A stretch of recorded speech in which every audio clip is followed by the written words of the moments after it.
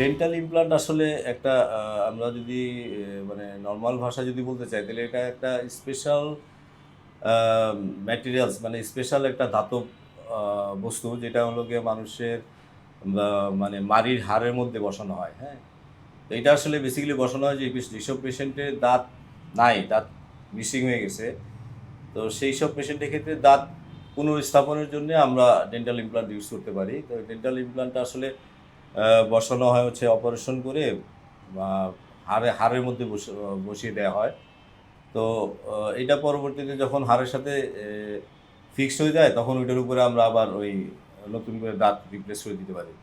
যেটা আসলে পেশেন্টের জন্যে তখন মানে এটা ইউজ করা খুব ইজি হয় এবং এই মানে ফিক্সডভাবে স্থায়ীভাবে দাঁত প্রতিস্থাপনের জন্য ডেন্টাল ইমপ্লান্টটাই আসলে সবচেয়ে বেস্ট একটা পদ্ধতি। ডেন্টাল ইমপ্লান্ট আসলে আমরা করতে পারি হচ্ছে গিয়ে এটা আসলে বেসিক্যালি করা যায় হচ্ছে যেসব পেশেন্টের এইজ আপনার 20 থেকে 50 এইজের মধ্যে যাদের বডির মানে রিজেনারেশন প্রসিডিউরটা ভালো, তাদের জন্য ইমপ্লান্ট ভালো।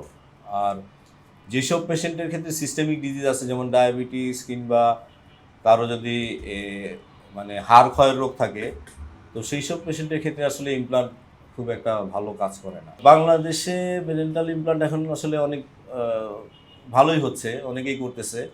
তো এটা ব্যয়বহুল বলতে আসলে আপনি যদি করতে চান তাহলে সেই ক্ষেত্রে আমরা যদি মানে কেউ যদি ডেন্টাল ইমপ্লান্ট করতে চায় তাহলে সেই ক্ষেত্রে খরচ একটা রেঞ্জের মধ্যে হয়। ধরেন 70,000 থেকে 1,00,000 মানে 70,000 থেকে 1,20,000 এর মধ্যে সে করতে পারবে, ভালো ইমপ্লান্ট করতে পারবে।